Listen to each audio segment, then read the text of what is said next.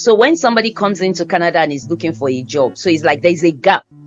How will I be able to find people who have this LMIA? So there are quite a number of things. One is that in most provinces, the government have a list of people that are registered with the company, with the government, that could recruit foreign nationals. So I would encourage people to go online and search Manitoba, Saskatchewan, Alberta. They've published a list of people. So you could reach out to these specific individuals and share your resume with them so that they could have companies who already have LMIA or who are seeking people with your skill sets, so you could link up with them. Hello, beautiful people. I am so excited about today's episode because I have with me the amazing Kemi Oduwole. Kemi Oduwole is a managing partner at Topmarke Attorneys, a law firm she co-founded in 2016. With over 20 years of experience specializing in immigration law, mental health law, workplace assessments, legal education, she oversees the Canadian Law Office and she leads the litigation and training departments. Kemi holds a Master of Laws degree from the prestigious University of Toronto, and she's also a published author. An active member of the Ontario Bar, she contributes to the community through mentorship, volunteering, presentation, and also seeing that women's rights are advanced in leadership roles. Her leadership skills and expertise in navigating complex legal matters make her highly valued in the legal community. I am so excited to have Kemi Oduwole on my channel for the second time. Please welcome with me Kemi Oduwole. I'm very excited to have you back on the channel, Ms. Oduwole. Thank you very much for coming back. Thank you, Mo, for having me again. In today's video, Ms. Oduwole will be walking us through some of the major 2023 updates in the Canadian immigration space. And the first update we will be discussing is the category-based selection for express entry. Now, there are obviously several ways to immigrate to Canada, but most people are familiar with the Canadian Experience class or the Federal Skilled Worker class, but several options that people are not exploring. And speaking about pathways that people are not exploring, I want us to talk about the new category-based selection for express entry, where certain professions are given preference in the pool. And from my research, I realized that the first draw was done about 2 weeks ago, I think on June 28th. So I guess the first question will be, can you give us a brief overview of this new pathway? Well, thank you, Mo. It's a new program, just like you said. It still works within the framework of the express entry. Express entry, just do a brief recap, is just a skilled worker program by the Canadian government in order to attract skills to Canada. And the categories for the federal express entry program is the federal skill, just like you said. We have the Canadian Experience class for those who worked in Canada with a work permit. They can transition to permanent residence. We have the federal skill trades, and we also have the provision nominee. So usually people are invited for permanent residence based on their comprehensive ranking system, the points they have in the pool. So in order to invite people, the government either use a general category, so they could just pick a point, let's say 400. So anybody above 400 would be invited. So that's a general round. They also have program specific, for instance, maybe PMP, maybe Canadian Experience class. So they pool those. So they've added another subcategory. So the express entry is still the same express entry. The difference now is just that there's some category of people they could specially invite to apply for permanent residence. And this is based on their profession and language requirements. So the difference now is that people with certain skills have the opportunity of being invited for express entry. And usually these are people that could not or may not qualify for the general rounds. So they may qualify in this particular category. So that's just the difference with the category-based express entry selection. Okay. And are there any specific eligibility requirements? I know you touched a bit on that, but for this particular pathway, are there any specific eligibility requirements? Yes. So there are just two main eligibility requirements. Is either based on the skills or on language. So what the government does is that from the introduction or the information they provided when this category was created is that it's not going to be a category that is set in stone. Every year it is reviewed. So for the 2023-2024, there are two categories, like I said. One is on the skills. So skills now, it's divided into various occupational sectors that a person belongs to.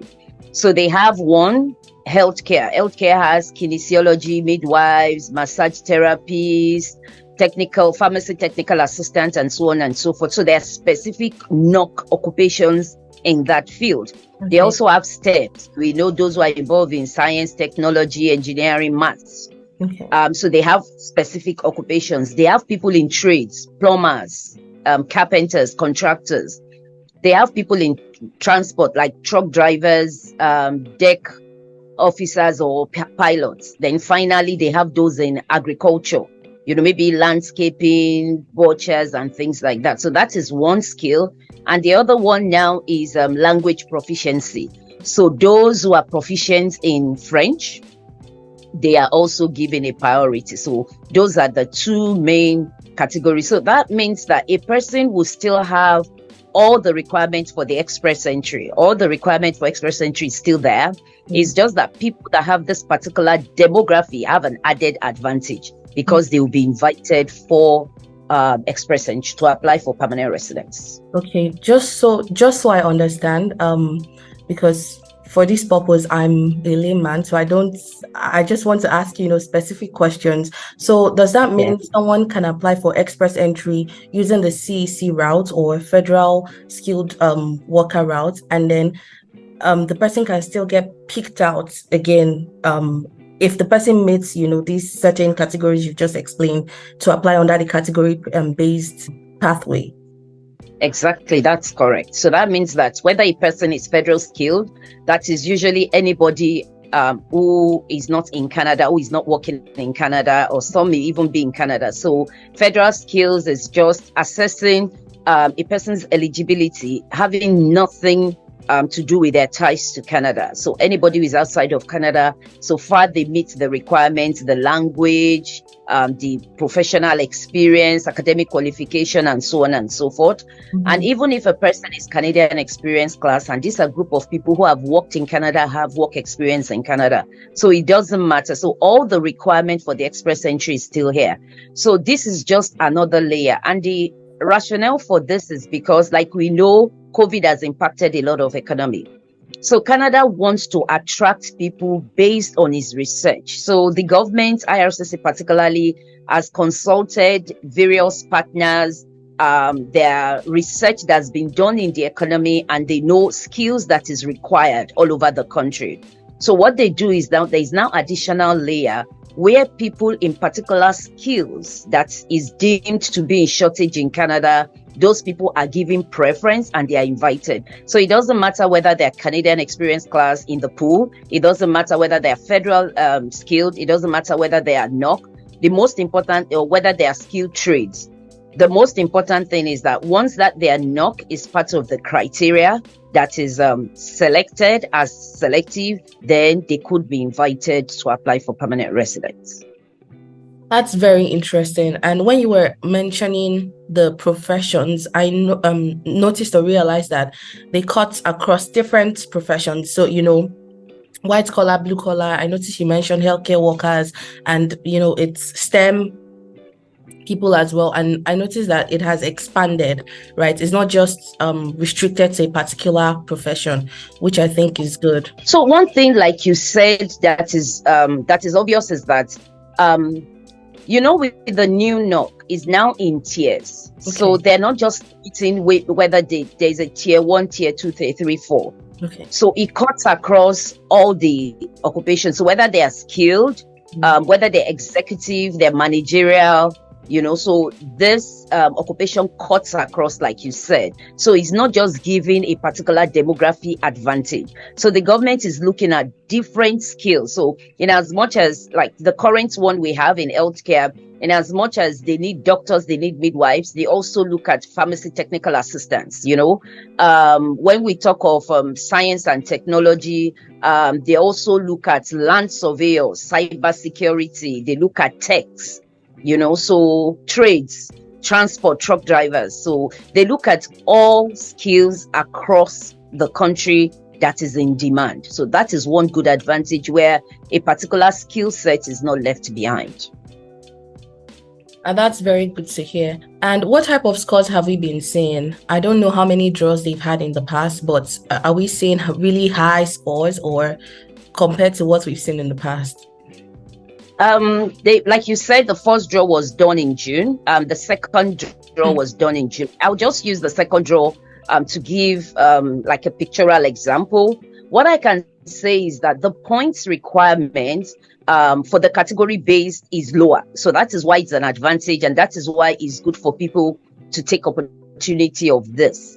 On July 4th, there was a draw, and this draw was all programs. Like I said, just the general express entry category, was not limited to whether federal skilled experience class, and the draw was 511. That's the highest so far this year.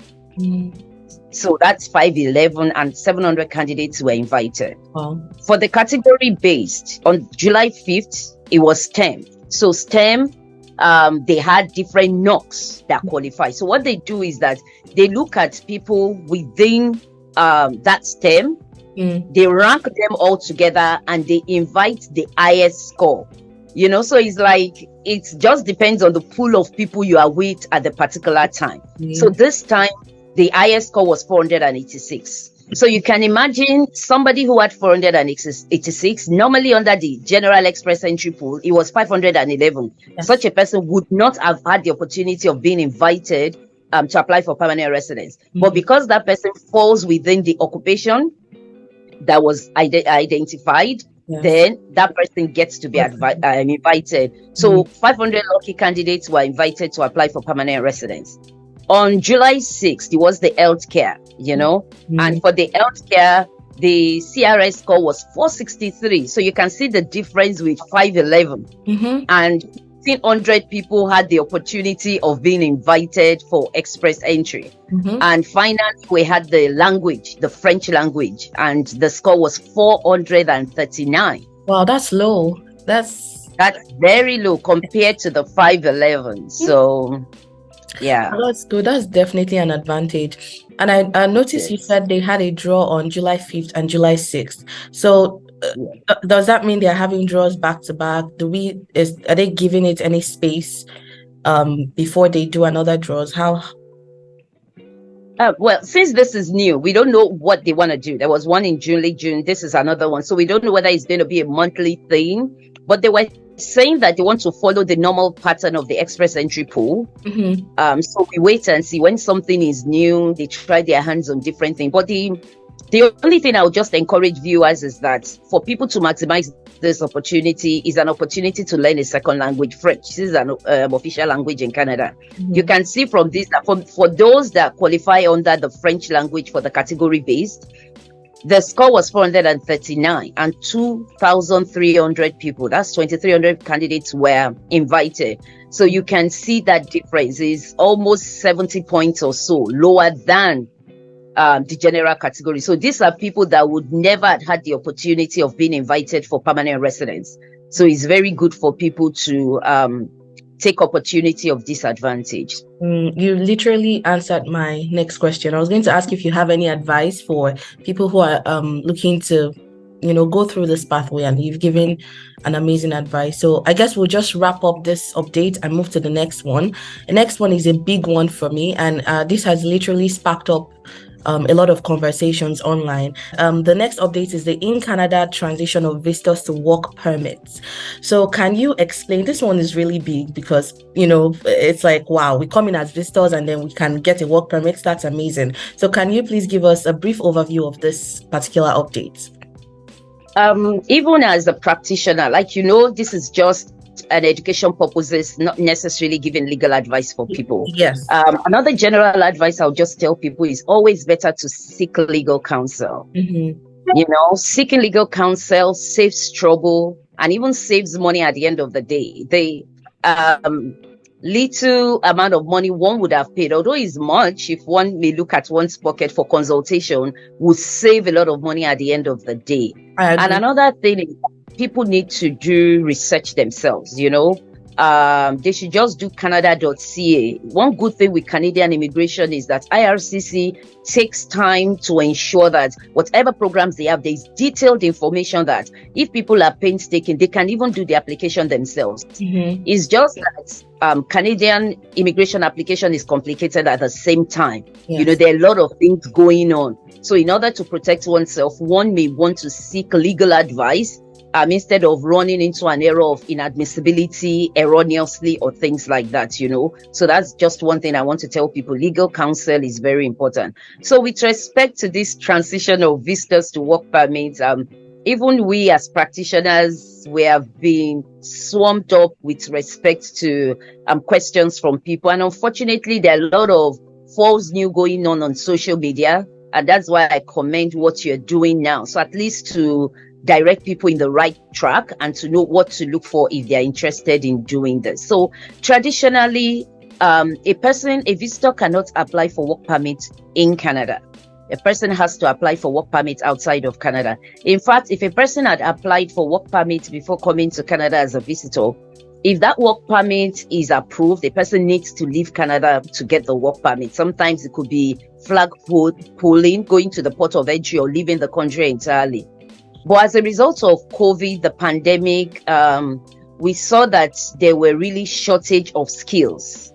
And in August 2020, that was the first time the government came up with this policy. And there was another ministerial guideline in February 2023, which extended it for 2 years. So that means that currently anyone that comes into Canada as a visitor can apply for a work permit and get a work permit in Canada. So that is just what that means. Okay. So are there any specific eligibility requirements for this? Oh, definitely. So a person's status as a visitor must still be valid. So the general rule is that at the port of entry, if there is no specific period stamped on the passport, a person can't stay longer than 6 months. Okay. So if a month was stamped at the port of entry, within that 1 month, the application must be put in.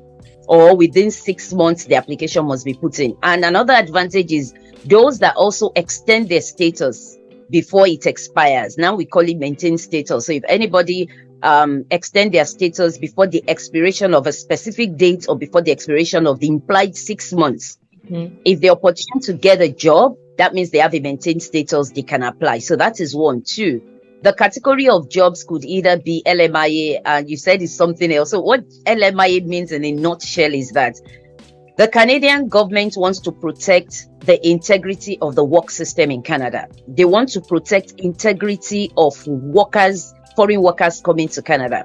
So they have a system whereby employers would technically, let me just say in quotes, get permission from the government before they employ a foreigner. So this is for the government to make sure that they are not just going to get a foreigner because they want to pay less, right? So the person has to demonstrate that I can't find a Canadian. And another second thing is that if this person applies to the government has a copy of the contract, or the government is aware.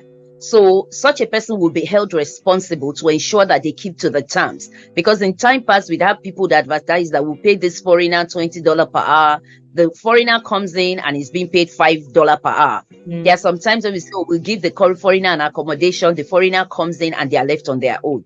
So that's the advantage, so that the government can supervise and protect. So it's just to protect the integrity, not just of the economy, but also of the Canadian immigration system of attracting workers to Canada. So the kind of job could be that LMIA based job or an LMIA exempt job. So that means that you can't just come in, work to a bakery and you are given an employment and you apply for work permit. So it's either that particular occupation is LMIA exempt, or you get an LMIA to be able to apply for the work permit, and the application must be done before February 28, 2025, because it's just a temporary criteria given to people. So that's just, and definitely a person must meet all the admissibility requirements to be able to get a work permit in Canada. Okay, thank you very much for that information. And it was very important that you mentioned that there's a timeline, so people don't think, it's forever. And you already answered my next question, which is, are there any restrictions or limitations to the type of job you can offer? So that was also very good. I guess my next question is, what is the application process, or what is the procedure? You need to get an agent to help you secure an LMIA job. Is it through a lawyer? If there's a visitor here who's interested, how can they go about it? Okay, so getting this job. Okay, so let me just concentrate on LMIA jobs. Okay. So like I said, I've explained the rationale of an LMIA. Yes. So the process of an LMIA is that the employer would need to do, depending on the type of job, whether it's a high-skill job or a low-skill job, the employer needs to do an advertisement. People apply, interview people, and be able to demonstrate that out of all the Canadian permanent residents or citizens I found, I didn't find them suitable to do the job. It is only this foreign national that satisfied me. Or some will say I didn't even find anybody. So I need an LMIA so that when I find a foreigner who is suitable, I'll be able to give them the job. So ideally, the LMIA is not a responsibility of a foreigner who is seeking to look for the job. It is an employer that does the LMIA, and the cost is meant to be on the employer. So when somebody comes into Canada and is looking for a job, so it's like there's a gap. How will I be able to find people who have this LMIA? So there are quite a number of things. One is that in most provinces, the government have a list of people that are registered with the company, with the government, that could recruit foreign nationals. So I would encourage people to go online and search Manitoba, Saskatchewan, Alberta. They've published a list of people. So you could reach out to these specific individuals and share your resume with them so that they could have companies who already have LMIA or who are seeking people with your skill sets, so you could link up with them. Two is assessing the various job profile, job bank, Indeed, Workopolis, and so on and so forth. But the only thing I'll just encourage people is that if you are just applying to all the jobs, very few employers are willing to do LMIA because there's a lot of obligations there. So I would advise people to just, I would encourage people to just look for jobs that said maybe LMIA available jobs or things like that. So they should just look for jobs in those demography. Those are some of the ways. And of course, word of mouth, if you know people you are here, just let people know and you could be connected to someone. So those are some of the ways by which a person could get LMIA jobs. Okay, thank you very much. And would you know how long this process would take, or is it job specific? It's not been very definite, believe you me. We've not seen a pattern with respect to the timeline. Because what happens is that once the foreign national gets a business that's gotten LMIA, so assuming a foreign national meets someone who doesn't have an LMIA, that means the business would need to go through the LMIA process, and it depends on the type of job. Occupation in demand, I've done LMIA that is a month. I've done 2 weeks LMIA. Occupations that are not in demand, I've had 6 weeks LMIA. I've had 3 months LMIA. So at the process of advertising, we have to advertise for a minimum of 1 month, then we apply to ESDC and we wait for a decision from ESDC. Traditionally, there will be an interview process. Sometimes, especially with the occupation in demand, they just approve there is no interview. So that time is there. Then the foreign worker would now have to apply to IRCC for the visa. So the body that conducts the LMIA is different from the body or the institution that works on the work permit. So there are different timelines, and the situation too is different. If a foreign worker meets a company that already has the LMIA, that means the almost 3 or 5 months is saved, and it's only the work permit process. And even the work permit process is a bit hard to give the timeline. And there are some sorts of work permits that the foreign national could go to the port of entry and flagpole. So that means a person can go to any port of entry, Niagara, Windsor, Ottawa, and get a work permit there. But a person needs professional advice in order to know whether they qualify to go and the circumstances. So sometimes it depends on the profile of people, because some of these officers ask questions. And when I say that the profile of the person may not be able to answer questions, which they have documentation for, it may be easier or better for them to apply online. And there's some particular sets of jobs that it may be better for them to apply online. So it will be better to seek legal opinion to apply. But if they're applying, it has to be online, not paper. So it's just the choice of, do I go to the port of entry and flagpole, or do I apply online? So it'll be good to get professional opinion with respect to that. Professional opinion, is always very valuable. I always advise people, just pay consultation and seek counsel from a lawyer who is licensed. The next question is, does the visitor incur any costs, or is it just the company or the employer that takes on all of the financial burden? Okay, so for the LMIA process, is mandatory that is the company that does it. Okay. It is mandatory. But for the work permit process, the worker himself may pay for it. There are some companies that really need these workers and want to encourage them. They pay for the work permit process. But most times the companies leave the work permit process. The foreign worker bears the cost of the work permit process. But for the LMIA, it's compulsorily the burden of the company to pay for that process. Okay. And do you have any advice to any visitor who is watching this? I would just tell them, seek counsel, like you said, and make sure you said something that people that are licensed to practice, so whether they are lawyer or immigration consultants, and both bodies, they have list of people of their profession listed publicly, which you could find out. People should not be in a hurry. It's not a microwave thing, like just have explained the process. So they should take their time. Although I know they have a race against time, maybe 6 months, but they should really take their time to make sure they're doing the right thing. I've had people who have come to me, they've tried this LMIA, they've been refused like 3-4 times because they've done the wrong thing, right? On their own, they did seek counsel. And once you are being refused twice, once, it diminishes your opportunity of getting it done when we're rectifying it. So there is nothing as good as doing an immigration application once and for all. And another thing, it's very important to do background checks. I've had people who had come to me, brought LMIA, and they want me to do work permit for them.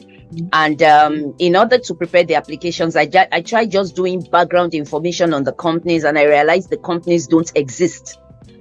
Or the way I see the work permit, the letter looks sketchy. The numbers, we know what the numbers look like. We know what letters like IRCC look like, So one needs to be careful. You make sure when they tell you a company, go online and check the address, the name of the company, and things like that. So it's very important to do that. And one final thing I also tell people, that is one main thing I've had since COVID and since this opportunity is given to foreign national.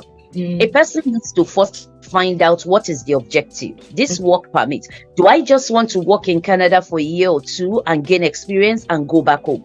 Or do I want to transition to PR? I think it's a very important question a person needs to answer. I've had people who want to transition to PR. They've just worked, and at the end of the day, after their 1 year work experience, we went into the pool, and their point is still like 350, 340. They still can't apply for permanent residence. They are stuck.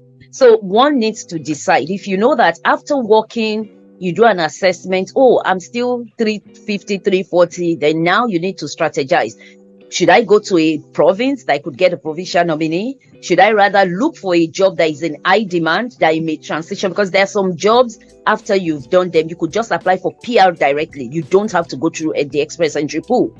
So these are strategies one needs to employ. So if a person wants to transition to PR, I think one should not be quick to just get any job available. You seek legal opinion that I want to transition to PR. If I get this job, would it give me enough points in the express entry pool? If not, what can I do to better my opportunity of getting permanent residence? I think that is very fundamental for those who are seeking to transition from visitors to workers in Canada. Thank you very much, Ma, for that information. And we will quickly move to the third update, which I think is the most exciting update for me. And this is students working full-time for a limited period in Canada. And this is because traditionally, students have been only allowed to work for 20 hours, I think, per week in the past. And, so hearing this update is, even me, I'm not a student, but I'm excited. So can you please just give us a brief overview and explain what this update is about? So the updates came up in November, and just like you reiterated earlier, is also is just a temporary measure, right? So usually students can't work more than 20 hours per week off campus. Off campus. Right. So what this update does is that students can now work full time, whether on or off campus. So that's the beautiful thing with respect to this. And of course, like I said earlier, most of all these programs arose as a result of the shortage in the skill sets in the company. So the Minister of Immigration, when he was announcing this, he mentioned two key things. One, because of the shortage of labor, and also because of the effect of COVID, they realized that students are cash strapped. So allowing them to work full time also gives them the opportunity to be able to maintain themselves and support themselves, because quite a number of people, the funds they thought they could have access to may not be readily available. Parents, guardians, sponsors too could have suffered some economic calamities as a result of COVID. So this is also to give them an opportunity to be able to have a good cash flow while they are studying in Canada. So that is just the objective and what this temporary measure is all about. Fantastic. And do we know how long this is for? Yes, it is till December 2023, 31st December 2023. Okay. That's very close. Yeah, it is. It is. Yeah, okay. And are there any limitations or restrictions to the type of jobs students can apply for, or it's literally any job? Any legal It's just job? Yeah, any legal job. Yeah. And the good thing is that students that come into Canada, if they don't have a co-op, there is a work permit component attached to their study permit as well. It's only those that have co-op or need to work in specific fields that may need to have work permits. But students that come in can go ahead to work. But the caveat is just that the application is limited to those who submitted the application by 7th October 2020. Oh. So that's it. Yeah. So anybody whose application for study permit was after 7th of October 2020, although when they come in, they will not be able to enjoy that. So anybody who has a valid study permit and who submitted the study permit before 7th October 2020. So that's one thing students need to be careful of. Because if you're working full-time off campus and you don't fall within this criteria, one is breaching the terms of the study permit. So students need to be careful. Oh, yes. I see. Thank you very much for mentioning that very important point. So that means students who are just coming in cannot partake of this. If their application was submitted after that date. Okay. Thank you very much. Any advice for any students who is in this category? I think I have some little nuggets for them. One, I'll just tell them not to be penny wise and pound foolish. Because, in as much as they are trying to have a cash flow or help themselves, they should be careful that as a student, the grounds of your study permit means you need to have a minimum course load. As a full-time student, right? So a person should not, because they want to work full-time, it changes the dynamic of that course load. Secondly, a person who is working full-time and studying full-time, if he's not careful, it could impact the academics. Yes. And that would in turn could impact a lot of immigration applications. If a person is not doing well and is unfortunate to have maybe 2 years study permit for a 4-year study permit, or even if it's a 4-year program and you have 4-year study permit, and a person fails and now needs to apply for a study permit extension, what explanation would one give? So it's very important that, and I know one good advantage with this is it helps students to learn how to balance challenges in life. Because once they start working, they work full time, they have other responsibilities full time, but at the same time, they should be careful and focus on the temporary measure, which is to gain their study permit. And this particularly is important for students who are looking towards to getting their PR or transitioning, right? They have to make sure they maintain their status and maintain all the fulfillment of the bona fides of students. And I think finally, students should not be carried away. Even though you're working full time, the experience gained while working as a student would not qualify for Canadian Experience Pass. Okay. Yes, it would not. Okay, I think that's a very important point to note. Anyways, we have come to the end of this video. Thank you very much, Ms. Oduwole, for coming here and sharing from your wealth of knowledge and wisdom. And how can people reach out to you if they have any questions? Thank you, Moyo, for having me. It's always a delight to be here, and I want to commend you for what you do. It's just helping people to be able to harness opportunities open to them and have information available to them. So thank you for what you do. My business is Topmarke Attorneys, and they can reach me on info@tpmattorneys.com. Okay. And my website as well, Topmarke Attorneys. Okay, I will put the link to the website and your email as well in the description box so people can reach out.